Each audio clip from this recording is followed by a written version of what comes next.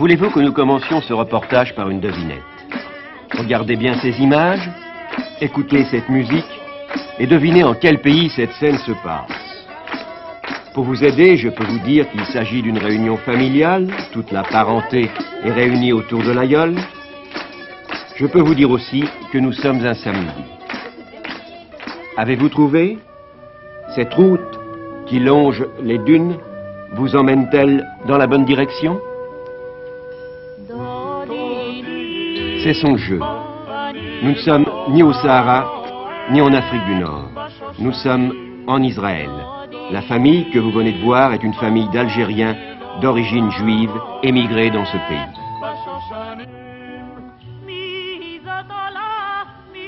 Cette ville surgit tel un mirage des sables, c'est Ashdod, tout au sud du pays, non loin de la frontière égyptienne. Là où il n'y avait que sable, mer et vent, pousse une ville moderne de 30 000 habitants. Poussent des arbres.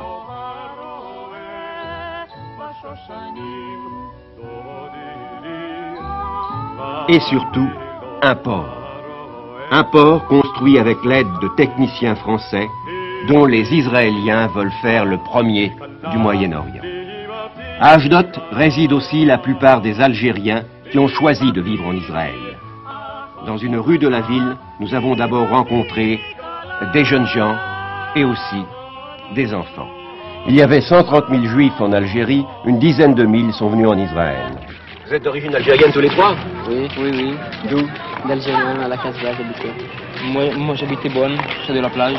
Eh ben, je suis de Constantine, du coup, voilà. Et vous êtes maintenant à Ashdod? Oui, la petite Algérie.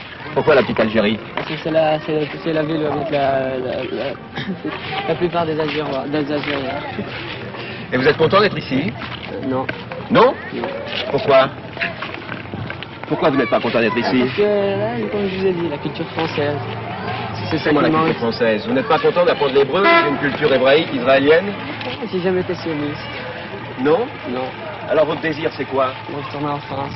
Et pour faire quoi? Continuer mes études. Et vous? Qu'est-ce que vous faites ici? Je travaille comme coiffeur pour hommes. Et vous êtes content ici? Oui, pas mal. Si je pourrais aller en France en touriste, je pourrais aller. Mais vous préférez rester dans ce pays ou venir en France? Je préfère rester dans ce pays et aller en touriste en France. Qu'est-ce qui vous attire à la France? C'est les amusements des jeunes. Et puis, on a un chanteur pied noir là, à Paris, qui s'appelle Henri Massès. Je l'estime très bien, ce type-là. C'est pour ça que vous voulez venir en France en tourisme? Pour le voir aussi à lui. Oui. Et vous? Ben, ça fait exactement depuis 61 que je suis en Israël. Je suis venu directement à Ashdod. Je suis étudiant ici en Israël. Vous êtes heureux ici en Israël? Je suis très heureux, c'est exactement le contraire de mes autres copains. C'est vrai? Je suis vraiment très heureux. Vous n'avez pas du tout l'intention Ça a été un peu difficile de m'adapter, mais depuis que je me suis adapté ici en Israël, ça va très bien. Ceux qui parlent français lèvent la main là. Vous parlez tous le français? Oui. Et ici tu apprends l'hébreu? Tu parles aussi bien l'hébreu que le français? Non, les deux. Les deux. Et toi? Tu parles aussi bien l'hébreu que le français? Les deux la même chose. Hein? Les deux la même chose. Tu es content d'être ici? Avec les camarades, qu'est-ce que tu parles? Français ou... Non, les deux. L'hébreu? Uniquement l'hébreu? Et dans ta famille, qu'est-ce qu'on parle? Le français. Le français? Et chez toi? L'arabe et le français. Et chez toi? Le français. Et chez toi? Moi, le français. Comment c'est pour toi la France? Bien. Plus long qu'Israël. Plus grand qu'Israël? Oui. Ce sont des amis qui sont d'enfance? Ouais. Et pour toi, comment c'est la France? C'est mieux qu'Israël. Pourquoi mieux? Parce que c'est plus grand et c'est plus beau. Tu crois? Non, Israël, c'est plus beau. Qu'est-ce que tu dis? Israël, c'est plus beau. C'est vrai, mais tu connais la France? Oui. Tu aimes la France aussi? Mais tu penses qu'Israël c'est plus beau? Le samedi, Shabbat, est jour de repos en Israël. Et comme il fait chaud, on descend à la plage. Venez par là. Allez, bougez de là-bas, vous autres. Bougez, vous êtes en train de gêner la circulation. Vous gênez la circulation, bougez de là, je vous prie. Hein. Passez là devant. Allez-y, allez-y, monsieur. Allez-y. Bougez. Monsieur l'agent, je vois que vous parlez français. Ah oui, alors là, ils vont dire en Israël, ils parlent français, c'est bien. Vous êtes algérien d'origine? Oui. D'où exactement? d'Oran. Qu'est-ce que vous faisiez à Oran? Vous étiez déjà dans la police? Non, j'étais dans l'armée, bien sûr. Et après ça, j'étais ailleurs. Alors vous êtes content ici? Très bien. Oui? Très content. Vous ne regrettez pas l'Algérie? Ah non, non. À l'Algérie, un petit peu, bien sûr, mais à l'Algérie, on l'a perdu. Il n'y a plus rien à regretter. Alors pour vous, maintenant, votre pays, c'est Israël? Automatiquement, absolument. Je vais vous laisser continuer de faire votre circulation, parce que c'est pas facile, je crois. Hein? Merci, monsieur. Non, les enfants, sortez d'ici. Bougez de là, bougez. Bougez de là, s'il vous plaît. Ce n'est pas la Madrague ou Sidi Ferruche, mais ce sont les mêmes embouteillages, les mêmes cris, la même ambiance familiale. Cependant, les jeux de la plage ne doivent pas faire oublier les problèmes qui se posent à ces nouveaux venus en terre promise. Témoin ce médecin qui a quitté l'Algérie en 1961, qui a trouvé des satisfactions professionnelles en Israël et qui pourtant a quitté ce pays. Docteur, peut-on dire que vous avez fait en Israël une expérience qui n'a pas réussi? Oui, elle n'a pas réussi dans le sens où, venant en Israël, j'aspirais à l'accomplissement de certains idéaux qui se sont avérés ne pas se réaliser. Expliquez-vous, si vous voulez, d'une manière très précise, les raisons pour lesquelles votre expérience n'a pas réussi. Il y a deux ordres de raisons, ou deux ordres de causes. Tout d'abord des causes profondes et des causes immédiates.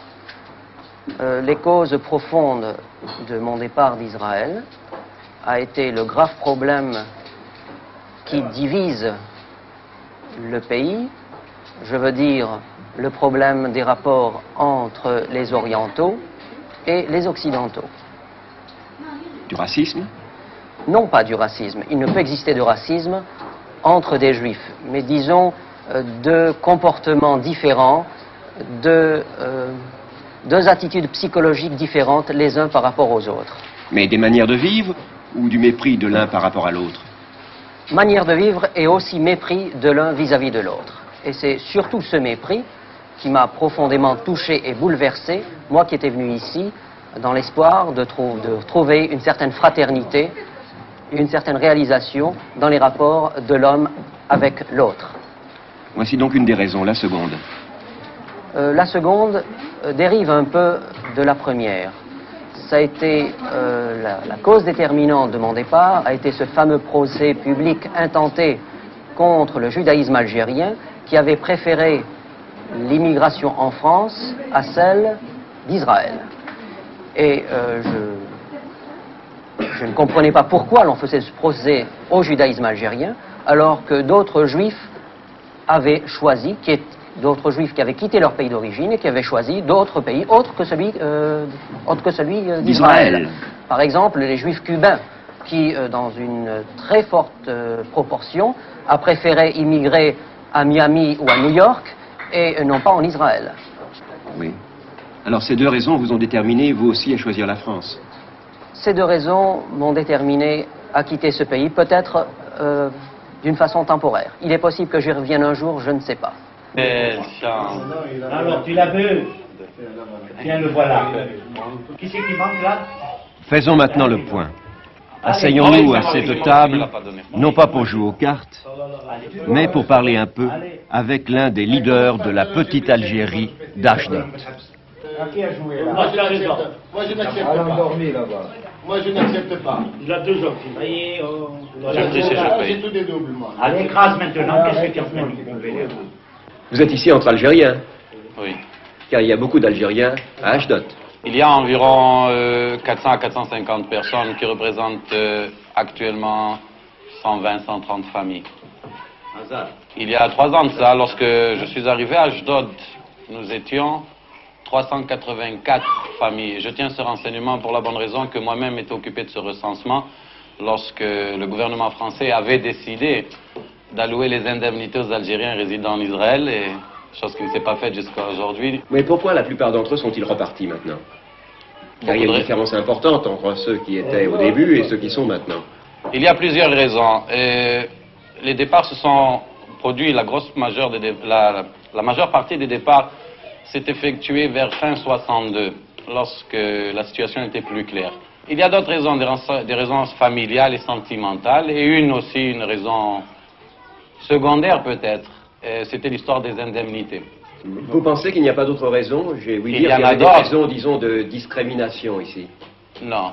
On appelle peut-être le fait de discrimination parce que si moi, par exemple, je suis roumain ou polonais, me trouve dans un bureau, et qu'un roumain ou un polonais vient s'adresser à moi, il a pour ainsi dire, vous savez, une petite préférence sentimentale, le pays qui parle. Et, par exemple, moi qui me trouve dans un bureau, si un Algérien se présente à moi, peut-être que je lui ferai la faveur parce qu'il est algérien comme moi. C'est ça, mais justement, les Algériens semblent vivre tous ensemble ici, en important les méthodes de Bab el-Oued ou de Saint-Eugène. C'est ce qui nous a aussi retenu ici parce que nous n'avons pas perdu nos habitudes.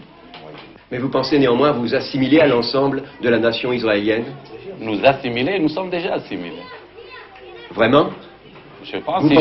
Si je suis conseiller municipal, je pense que le fait d'être conseiller municipal prouve chez moi l'assimilation déjà dans le pays, dans le peuple. Bien, on a dit aussi que beaucoup d'Algériens n'avaient pas de qualification professionnelle lorsqu'ils sont venus ici. Et c'était une des raisons de l'échec de leur assimilation, ce que j'appelle l'assimilation, ou de leur installation dans le pays. C'est très aléatoire. Je vais vous donner une réponse à ça. Prenons l'exemple du camarade Marcel qui est d'Oran. Il était chef décorateur à l'Opéra d'Oran. Chef cintrier à l'Opéra d'Oran. Actuellement, il est chef des travaux au port d'Ashdod. Et nous prenons l'exemple du camarade Alfred qui est de Bab el-Oued. Il n'a peut-être pas tellement changé, mais au lieu de rouler sur les routes, il roule sur des rails. Actuellement, il conduit une locomotive au port. Et il était chauffeur de camion à Alger. Et vous-même? Moi, je n'ai pas peut-être tellement changé. Je travaillais dans les services sociaux en Algérie et je m'occupe de tous les nouveaux immigrants qui arrivent à Ashdod. Parce qu'il arrive encore de nouveaux immigrants en Algérie? Actuellement, il en arrive, mais à partir de la France, bien entendu. Oui. Combien à peu près? C'est très faible, disons en moyenne 2-3 familles par mois. Dans l'ensemble de la région. Nous avons un camarade qui est arrivé seulement 8 jours de Paris. Pour s'installer aussi ici? Installé déjà. Déjà installé ici. Vous pensez donc que les problèmes vont s'estompant avec le temps? Pour nous, on peut dire que les problèmes se sont déjà estompés.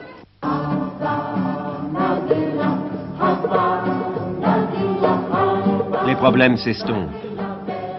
Comme le sable.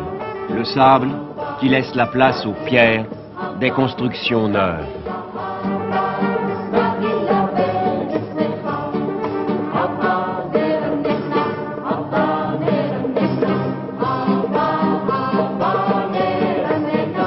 La route est longue et dure, mais au bout,